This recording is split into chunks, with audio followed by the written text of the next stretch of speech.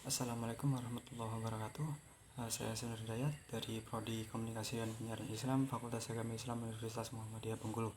Di sini saya akan menjawab beberapa pertanyaan dari UAS Ilmu Komunikasi. Yang pertama, mengapa terjadi pergulatan dalam ilmu komunikasi dari dulu sampai sekarang? Jadi memang pada awalnya pergulatan ilmu komunikasi sudah ada sejak dulu, terutama dari kampus-kampus ternama di Indonesia, khususnya di dalam Fakultas Ilmu Komunikasi dan juga Dakwah. Ada beberapa tokoh di situ yang mengatakan bahwa ilmu komunikasi Islam sama halnya dengan ilmu sosial dan politik. Ada juga yang mengatakan ilmu komunikasi Islam sama saja dengan ilmu agama, karena konteks yang diajarkan dalam ilmu komunikasi Islam adalah ajaran Nabi Muhammad SAW.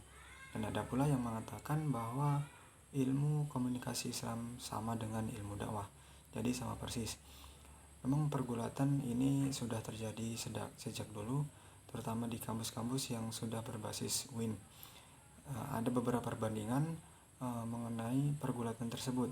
Yang pertama, dari gelar sarjana yang ditetapkan oleh Kementerian Agama RI tahun 2009, bahwasanya sarjana ilmu komunikasi terutama sarjana dakwah itu adalah menyandang gelar SCOMI, sarjana komunikasi Islam. Nah, dari sini kita lihat bahwasanya ilmu dakwah, fakultas dakwah pun menggunakan gelar sarjana komunikasi Islam. Nah, di sini kita dapat lihat bahwasanya sama saja ilmu dakwah dengan komunikasi Islam, karena pembahasannya di situ pun sama. Pergulatan tersebut mungkin bisa diakhiri bahasanya kalau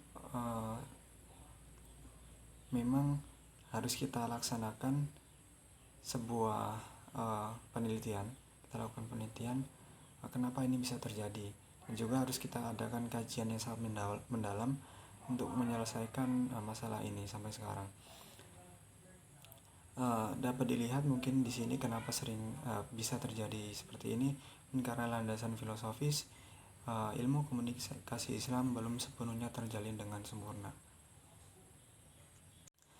Lalu pertanyaan kedua mengenai islamisasi sains. Nah, islamisasi sains terjadi karena motif yang dilakukan oleh tokoh-tokoh Islam di dunia itu karena ilmu pengetahuan dirasa sudah terpengaruh oleh budaya-budaya barat. Karena dalam ilmu pengetahuan pun meskipun bersifat umum, oleh para tokoh Islam dianggap kurang bermoral dan etikanya pun kurang. Dari situlah alasan kenapa tokoh-tokoh di dunia, tokoh Islam mengislamisasikan semua ilmu pengetahuan di dalamnya. Karena menurutnya ilmu-ilmu pengetahuan yang ada di dunia ini, terlepas dari pengaruh Islam, itu sudah melenceng dari etika dan moral. Lalu kemudian ontologi ilmu komunikasi Islam.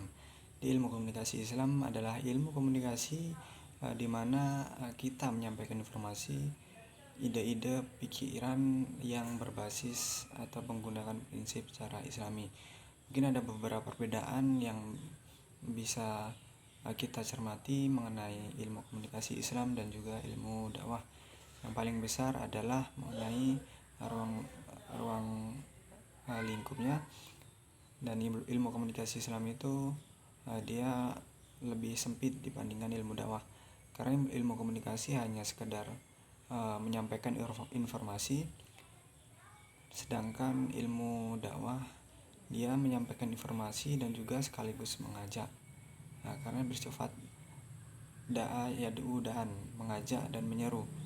Mungkin perbedaannya dari situ. Sama-sama menyampaikan informasi, cuman kalau ilmu komunikasi Islam dia cakupannya lebih sempit, sedangkan ilmu dakwah lebih luas karena bersifat mengajak pula. Lalu selanjutnya mengenai epistemologi ilmu komunikasi Islam. ada prinsip-prinsip yang harus kita pegang di sini. Yang pertama tauhid, mengenai tauhid. Ini tetap memegang teguh keesaan hanya milik Allah Subhanahu wa taala. Lalu yang kedua, amar ma'ruf nahi mungkar, di mana kita bukan hanya sebagai penyampai informasi, namun kita juga wajib melakukan amar ma'ruf nahi mungkar, menjalankan amar ma'ruf nahi mungkar, menyeru pada kebaikan dan mencegah kemungkaran. Lalu yang ketiga, kita juga harus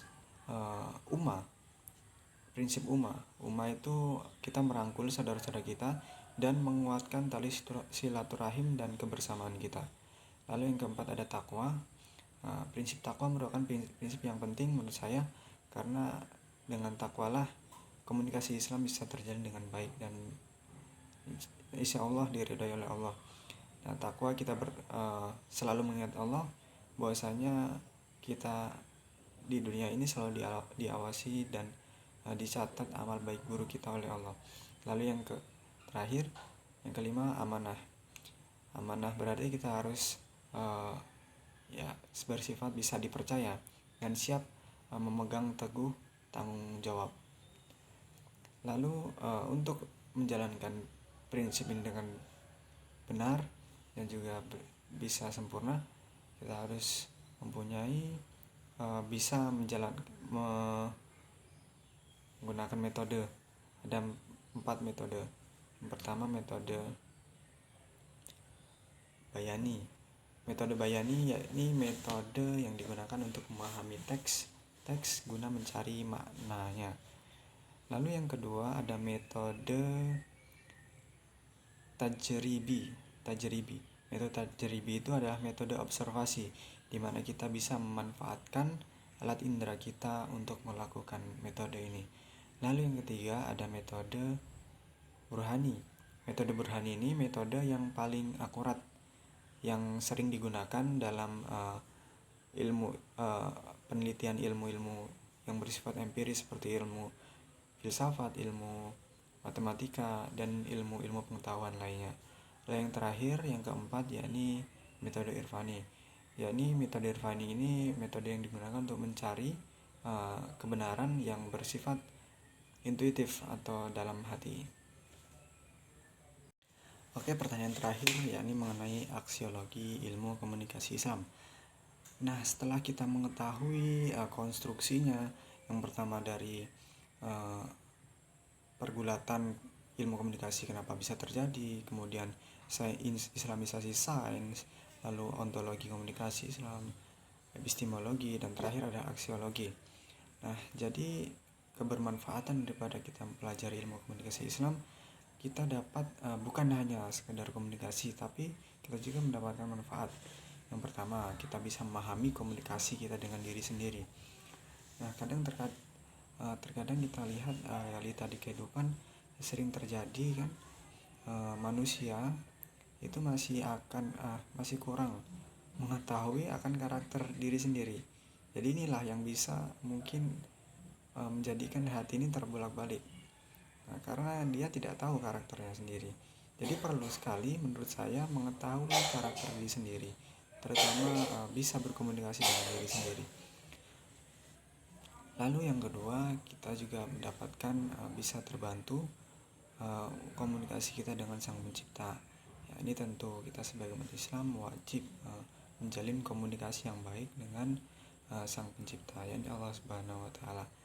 Lalu yang ketiga, ilmu komunikasi Islam ini sebagai media komunikasi yang bersifat Islami, baik kita berkomunikasi dengan orang lain, dengan Tuhan, dengan bahkan diri sendiri. Jadi sebagai media, namun tetap memegang prinsip Islami. Lalu yang terakhir, media sebagai media lagi, media kita kepada Tuhan. Dengan mempelajari ilmu komunikasi Islam, hati kita lebih terbangun untuk bisa lebih mendalami komunikasi yang kita jalin dengan Sang Pencipta. Mungkin ini saja penjelasan yang dapat saya sampaikan. Kurang lebihnya mohon maaf. Assalamualaikum warahmatullahi wabarakatuh.